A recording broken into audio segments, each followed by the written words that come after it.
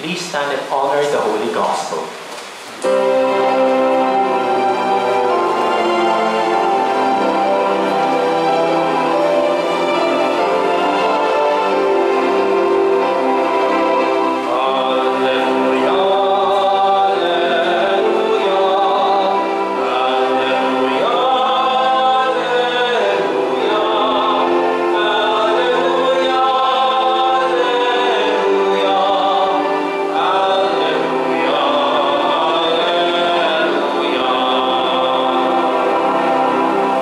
Hail Mary, full of grace, the Lord is with you.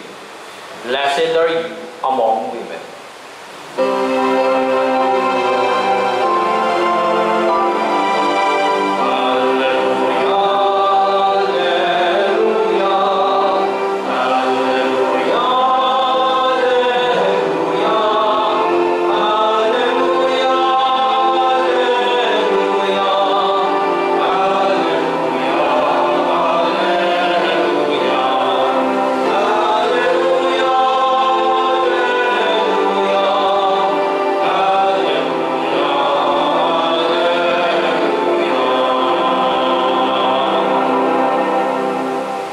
The Lord be with you.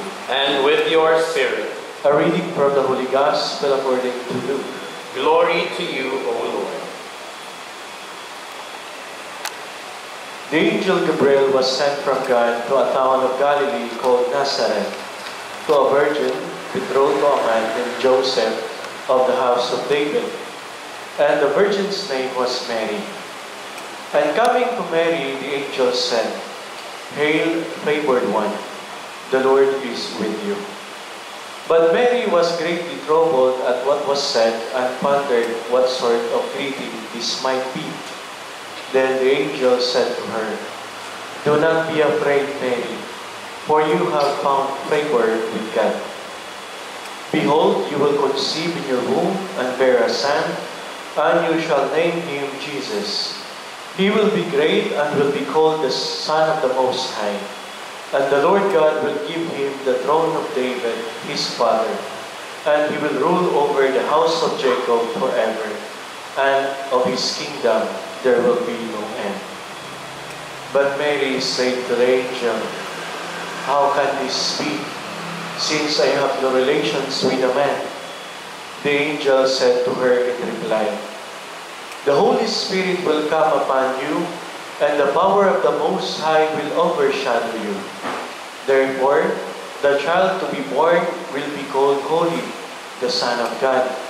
And behold, Elizabeth, your relative, has also conceived a son in her old age. And this is the 6th month for her who was called barren, for nothing will be impossible for God. Mary said, Behold, I am the handmaid of the Lord. May it be done to me according to your word. Then the angel departed from her. My dear friends, the Gospel of the Lord. Praise to you, Lord Jesus Christ. Magandang gabi po sa ating lahat at happy fiesta po. Alam niyo ba na fiesta ngayon? Yes. Hindi. Pareho tayo. As you noticed earlier, as I entered the chapel here, I was wearing the green stola because I was also thinking that today is the 20th Sunday in Ordinary Time. And then I was preparing my homily also for the 20th Sunday in Ordinary Time. And then when I saw this red thing here, the booklet, or how do you call this, the folder, I said, oh my God. We celebrate today the solemnity of the Our Lady of the Rosary of Lanaval. What is the significance of this feast?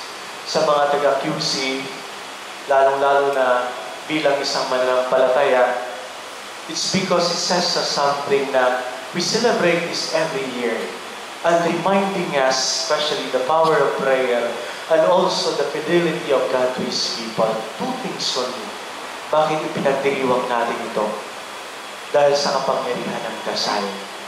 At ano yung dasal na yon? Walang iba kundi ang dinadasal natin sa buwan na ito. ang Santo Rosario. My dear friends, siguro may mga karanasan kayo na sa buhay natin may mga instances talaga na masasabi natin wala nang pag-asa. Or may mga sakuna. Like for example na lang sa mga nangyayari sa kasalukuyan noong nakaraang araw, the earthquake in Cebu, the earthquake in Davao Oriental, 7.4, 6.9, earthquake Lindol na naman sa La Union. Minsan masasabi natin, ano nangyayari sa mundo ngayon? I was raised in Siargao, isang isla na kung saan every December ay malalaki talaga yung alon dahil sa panahon ng amihan. When you travel from Siargao Island, seaport, to Surigao City, it will take around 2 hours. You have to cross the ocean. At alam niyo ba kung gaano kalaki yung mga alon? Mas malaki pa sa kapilyang ito. Pwedeng ipasok pag ang alon ay nagaganon, nagwi-wave na. Pwedeng ipasok ang isang buong jeep at kasya sa butas ng alon. And every time we cross, it will take us around 3 to 4 hours.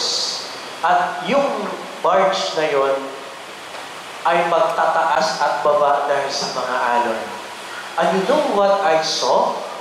Na kapag ganun yan yung sitwasyon, na kapag alam na ng tao na yung kaba nandun na, ramdam na nila yung peligro na darating sa buhay nila, ang tangi kong naririnig sa kanila ay walang iba kundi ang Panginoong Maria na pupupuno ka ng grasya. Ang Panginoon Diyos ay sumasa iyo. They are praying the Holy Rosary. Ang sarap pakinggan na kung saan sa gitna ng mga balakid sa buhay, sa gitna ng mga, kumbaga, peligro sa buhay, magagawa pa rin natin na ialay natin ang ating buhay kasama ang ating mahal na ina. And this is really the significance of our celebration.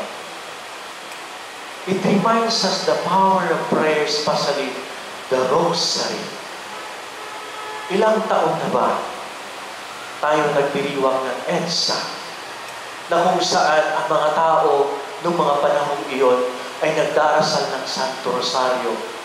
At itong ating ipinagdiriwang nearly 4 centuries ago, ganun din ang ginawa nila. It was not just about invasion. No? Alam nila na may mga taong stranger na kailangan i-invade yung ating lugar. Pero anong ginawa nila? Nagdasal sila ng Santo Rosario.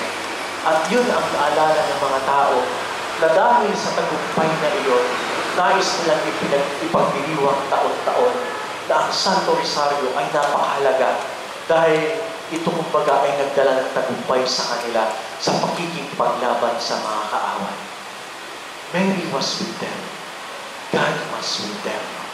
That's why today's celebration is reminding us not to underestimate the power of the Holy Rosary.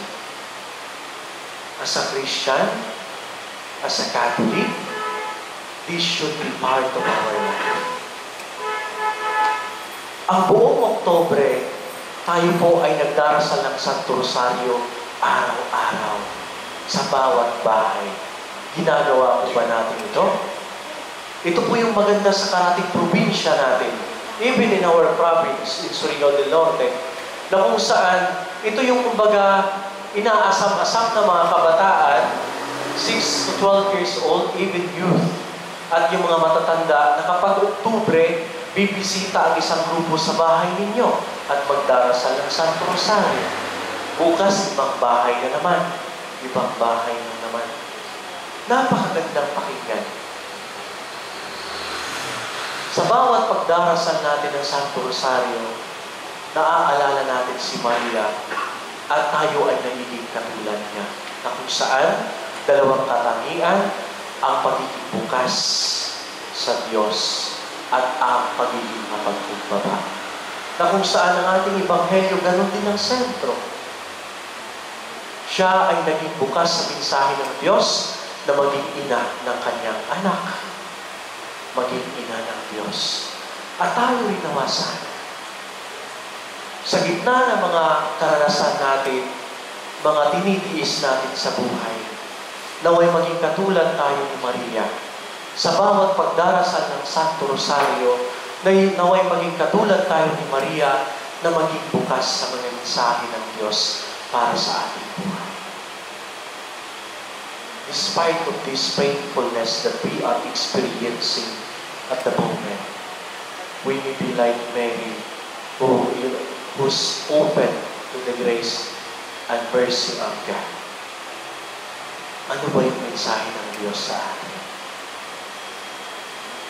Sa panahon ngayon, nandyan yung korupsyon, nandyan yung mga, kumbaga, nangyayari sa lipunan na di kaaya-aya, nandyan yung mga natural calamities, lindol, bagyo.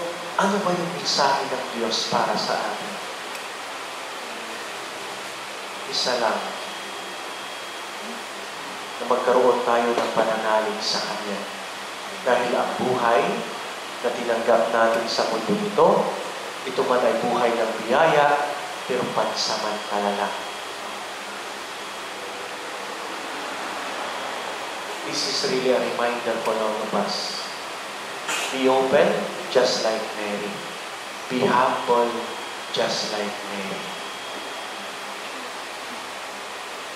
Mga kapatid, as we continue to celebrate this solemnity of Our Lady of the Holy Rosary of La Naval, we may be reminded of the characteristic of Mary to be open and also be humble.